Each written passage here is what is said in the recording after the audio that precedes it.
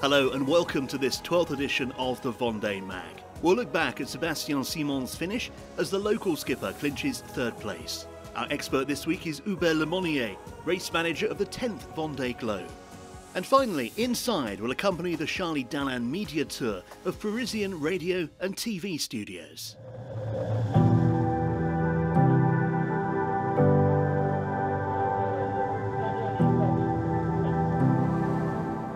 "67 days, 12 hours, 25 minutes and 35 seconds. Sébastien Simon's ordeal is finally over. Finish for Groupe Dubray. Well done, Sébastien. The skipper and Groupe Dubriel crossed the finish line at 1:17 a.m. on the 17th of January.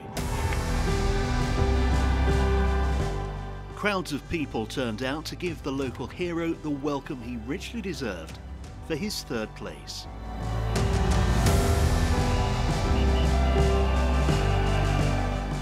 Having lost his starboard foil on the 8th of December, the sailors from Vendée showed great mental fortitude in battling on despite the setbacks.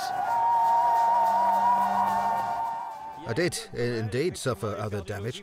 I lost the keel fairing in the middle of the Pacific. That can have a dramatic impact as it can cause pressure to build in the keel box and consequently water ingress.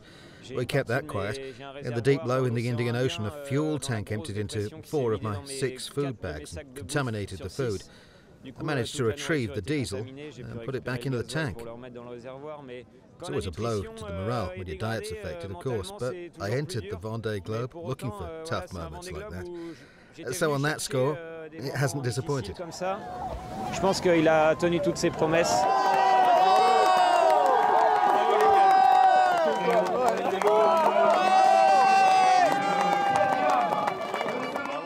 Nothing in the world would make me swap my place, or my race, either. I'll be back in 4 years with even more ambitious goals. I dreamed of finishing a Vendée Globe, and now my ultimate dream is to win it.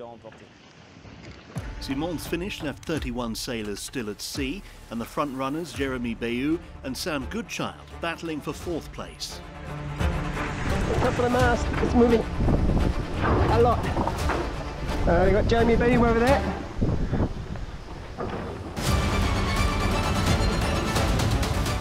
They approached yet another violent storm that was due to reach the Azores in the coming hours.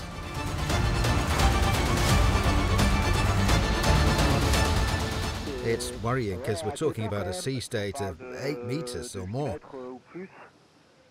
I reckon the wave period might be quite long, and it should be offset a bit, so we'll have to avoid getting swept up in it.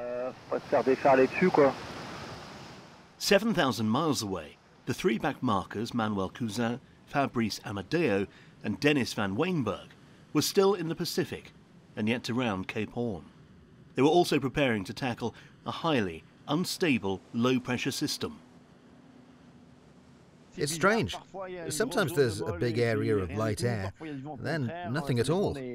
Sometimes there's a headwind. It depends on the data, so I'm analysing all that. It's 4 or 5 days off, so I hope it'll change to a better direction. Further north, the fleet continued to sail up the South Atlantic, along the Brazilian coast. Here too, fatigue was beginning to take its toll on both sailors and equipment. This is the part that was broken.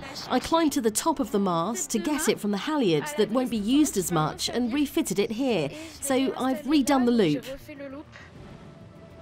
Wise old Jean Le Cam fixed his J2 stay, the cable that secures his mast. You see, you should never give up hope. Even in difficult times, you should channel the energy from despair to bounce back. Push towards new horizons. As they say, the sunshine after the rain. But while he was working on his repairs, the rest of his group escaped, led by Roman Atanasio. I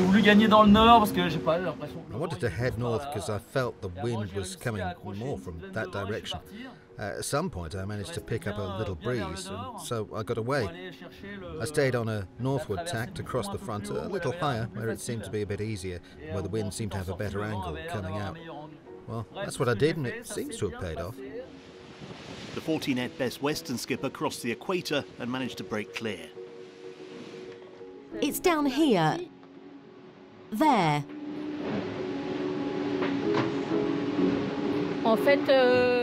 In fact, the doldrums caught up with me at Fernando de Noronha. Unlucky. If I'd got through earlier, it'd have been okay. I reckon Roman will be all right. But for me and my little group, it won't be that good. So I'm preparing to be motionless for hours on end. Patience. Not easy. 1,000 miles further north, Samantha Davies was sailing at the back of the leading group when a mainsail block worked loose and crashed into her cockpit. I need to mend and seal that. I've got the Sikaflex out and have slowed down. Luckily, it's not affected the structure, but I've got some work on to stop the leak before setting off again. There are lots of splinters, lots of dust, so it won't be a very nice job to do. Just ahead of Davies, Boris Herman found a hidden talent as a balancing act. He managed to secure the port foil damaged last week, but saw his direct rivals, Benjamin Dutroux, Clarisse Kremer and Samantha Davies, get away from him.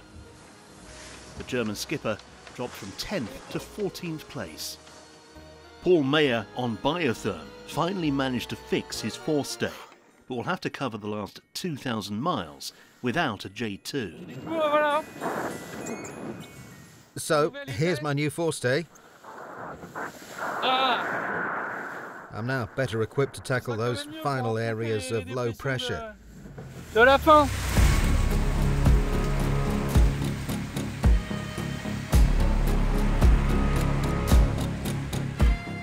On Monday the 20th of January, the leading skippers chose to head straight to Le Sable by the east of the Azores. Jeremy Bayou on Charal was the first to plunge into the eye of the storm.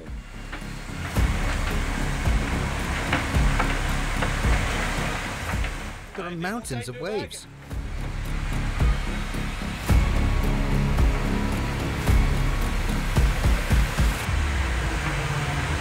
Oh, stop.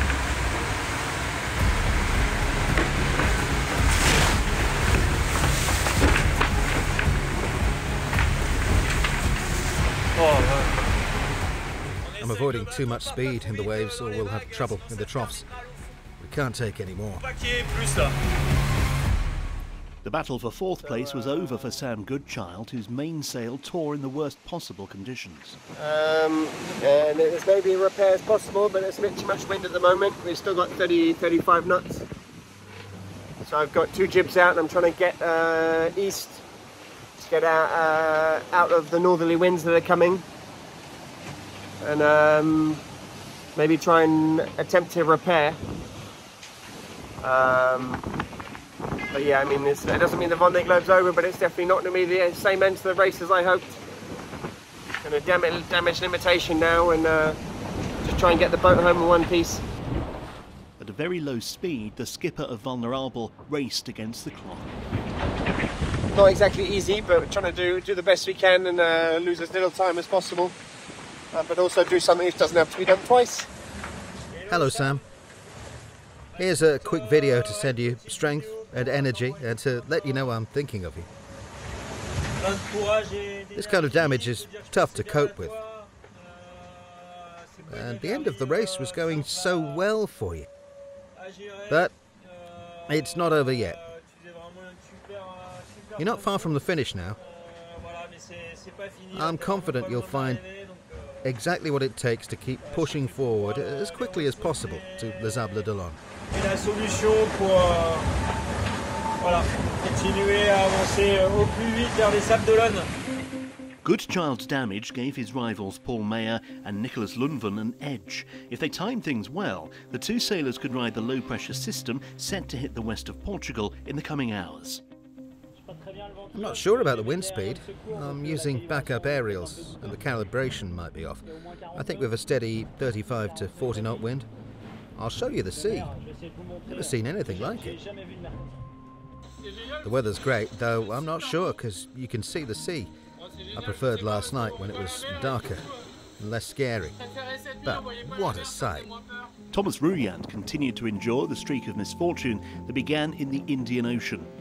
Unable to catch up with the ridge and tag onto the leading group, he remained in 9th position. I think this morning it's definitely not going to happen. We'll keep pushing for a good route until the end. No giving up. But it won't be easy. Perhaps a stroke of luck in his misfortune. Just 300 miles behind, Guyot Environnement, skippered by Benjamin Dutroux, was now stuck in a huge windless area. When you're flying along, you're stuck inside, trimming and so on, and you can't see what's going on outside. And you moan that you don't get to spend time enjoying the sea and the outdoors. A sailor's personality disorder or impatience, it's hard to tell. In any case, it's good to have a breather. This might be one of my last peaceful moments, because there's a bunch of low-pressure systems coming in. Looks like one after the other. Not sure we'll get another calm stretch like this, with such easy-going seas. Je suis pas sûr qu'on ait de nouvelles phases de molle comme ça avec une mer qui soit aussi cool en tout cas.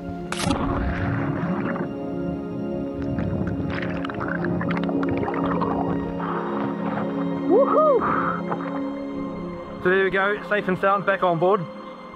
And it was good to do actually, because I had sort of mind games going on in my head, because I thought that I had heard something stuck to the hull a couple of days ago, and I couldn't see it on my keel camera, and so I wanted to go and make sure that that there was nothing stuck on the boat, dragging along behind me, slowing me down even more than my currently pitiful 4.3 knots of boat speed. That's done. We've crossed the equator for the second time in this Vendée Globe, but this time from south to north, re-entering the North Atlantic. Groupe Abyssal is still struggling with light air in this intertropical convergence zone. We're hoping for more wind tomorrow to head north to the Azores and Europe. Oh, my friends, I'm stuck in 3 knots of wind, in total darkness, and in the middle of nowhere. And to top it off, there's a fishing boat right here. I've just called him, but I think he only speaks Portuguese, so I didn't catch everything. Normally, he'll pass behind me. I see his green light, so it's fine. He can see mine too, so it's all good. As the small group of sailors advanced steadily through the doldrums, Jean Le Cam and Alain Roura opted for a more easterly route.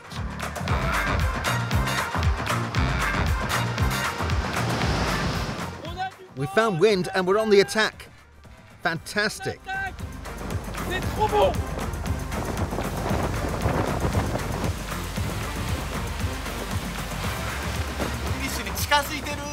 feel like I'm getting closer to the finish line. I'm going to be stuck in a windless zone again. Today's a good day. I'm going fast. I feel good, but it's hot, over 30 degrees, and I'm naked on board. I apologise. I'm happy, though, to have covered a long distance today. That's all for now. Ciao. The closer the 60-footers got to the finish line, the more impatient their skippers became. I'm lost. I barely know my name at the moment. I know that lately I'm just focused on crossing the finish line. Got to get there, haven't I? I'm finding it a bit harder to enjoy life on board because I keep thinking about seeing everyone again, and as soon as that thought hits,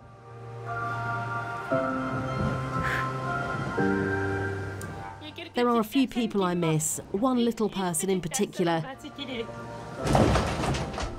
Come on, we're on the right track. Staying focused and keeping a cool head is crucial for this final sprint. The hardest challenge might still be ahead, with a powerful low system. It's all about reaching port fast and, above all, safe and sound.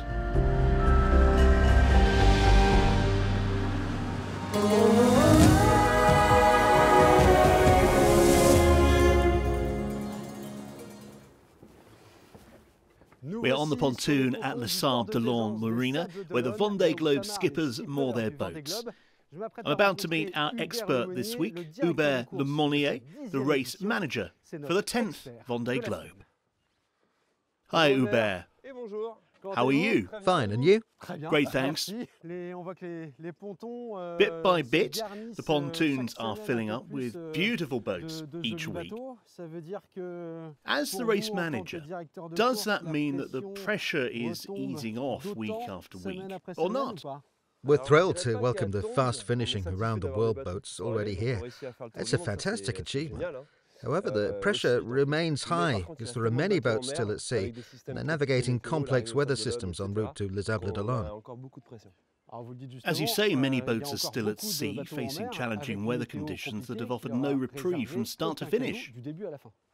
That's almost the case, since the top three had great weather at the start and the finish, for the most part in between as well. But they were luckier than the others, but next week's weather looks challenging. There's some rough weather coming our way, some big lows as well, as you might expect at this time of year in the Bay of Biscay. For the race management, what does a complex weather system imply? We're closely tracking successive lows moving west to east, with intensifying systems and secondary interactions that may amplify the winds and seas. We've got safety measures in place too, with boats arriving in Les Sablais d'Olonne after 70 tough days at sea. Well, this year we've added a bad weather gate, so that will finish the race slightly offshore to prevent boats from heading directly to the beach. An early, slightly advanced finish line there. Yes, we introduced that in 2024. It's actually part of the course and compulsory for all racers. They have to sail through this gate. If weather conditions make sailing to the historic finish line unsafe, well, this will serve as an alternative finish line. After crossing, boats have time and space to manoeuvre safely and head back out to sea. That means they avoid the immediate danger of rocks or the coastline.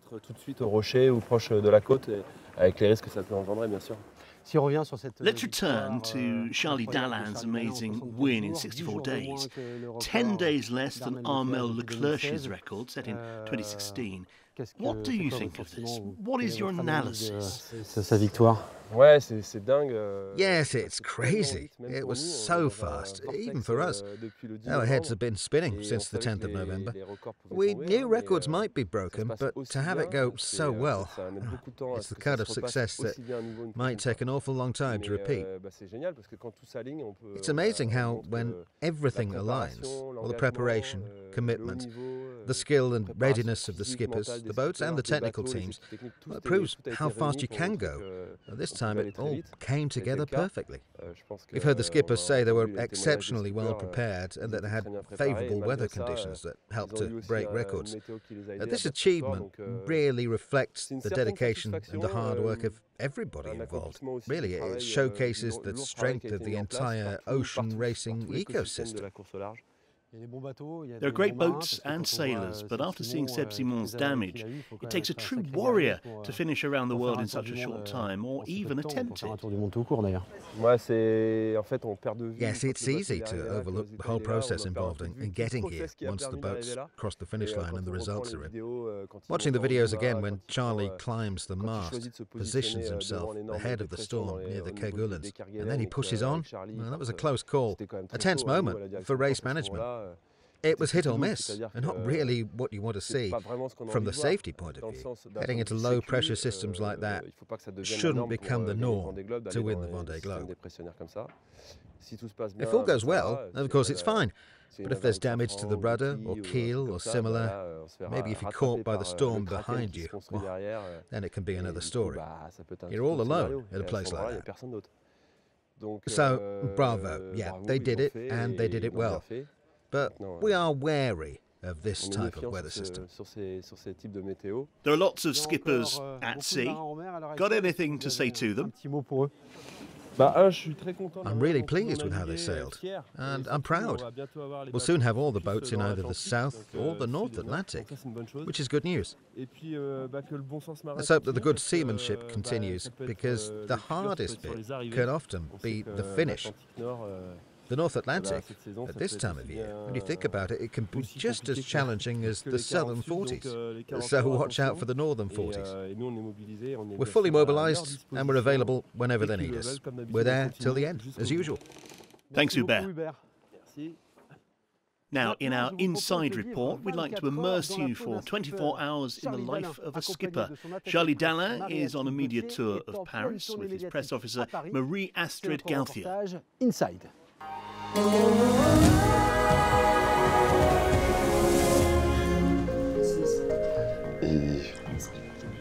Ça va être à lui?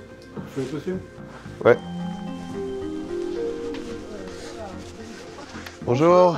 Félicitations. Merci. Merci de nous rejoindre. Avec plaisir. Merci de m'accueillir ce matin. Dans un instant, l'invité de Lénaïque Monnier dans Europa Matin Week-end sera Charlie Dalin. Est-ce que quelques jours après votre arrivée, vous réalisez un petit peu la mesure de votre exploit? Ouais, un petit peu. C'est vrai que voilà, ce chiffre, il me donne un peu le tournis, même à moi.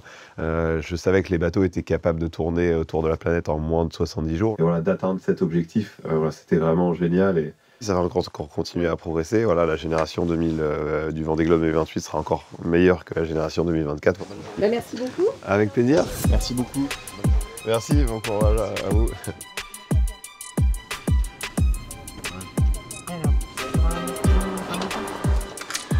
Oh, je me mérite cette là. On passe en combien de temps? Je crois que c'est en 12 minutes, ça m'adore. Je vais t'endormir. Ouais.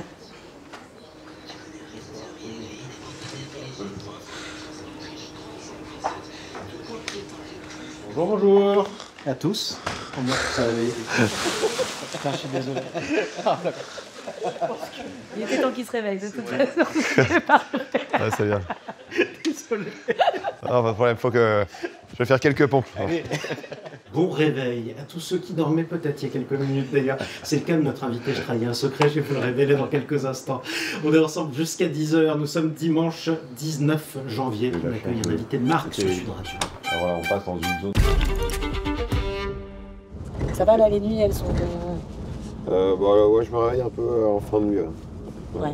Et balles de terre Non, balles de terre, zéro. Non. Là, il y a 4 ans, j'avais eu un peu, je crois. Ouais. Mais non, là, zéro. Tout de suite.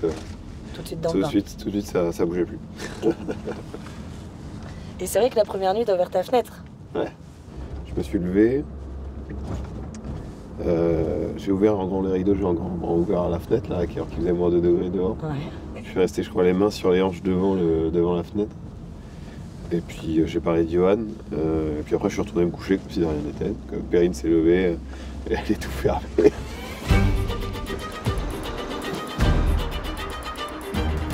Super.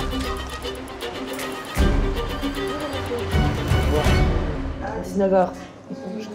Nous on y va tous les 4. On t'accueille chez RTL. On te lâche. On t'abandonne. Lâchement.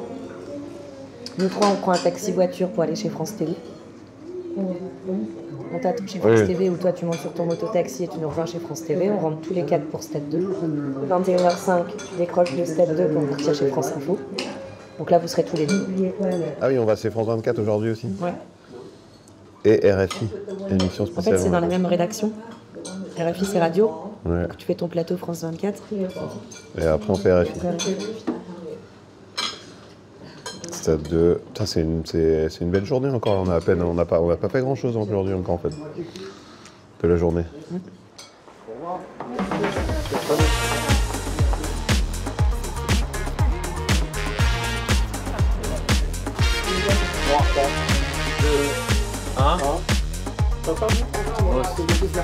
Vas-y, son nom. On a fait combien de taxis? Je sais pas compter. Oh la vache. C'est pas la vraie vie. Pour nous ce soir, on a la chance d'avoir Charlie Dalin et je compte sur vous pour mettre de l'ambiance. Hein. Franchement, c'est un exploit. Et le retour, voilà, ça va. C'est pas un peu de passer... Non, je suis un peu sur mon petit nuage, je continue à profiter. Bonsoir à toutes et à tous, bienvenue dans Stade 2.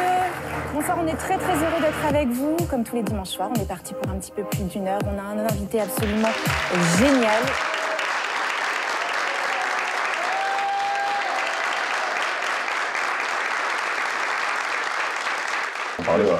Écoute, j'ai une petite question pour toi, puisque tu es dans Stade 2. c'est de savoir si Tu l'enlèves, on est rentré dans les mers du Sud, 5, j'étais à côté de toi, 4, tu t'es dit que ça allait 3, être compliqué d'aller gagner ce 2, Vendée Globe. Allez, bonne émission, à ciao, bye bye. Ce qui est sûr, c'est qu'il m'a surpris, Johan. Salut Charlie. Ça va? Ça va, mec? Merci pour ta question. Depuis hier, on y réfléchit. Tu veux savoir comment on en a chié, mon gars? Ah ouais, dans ces trucs-là. On a un coup de pression là.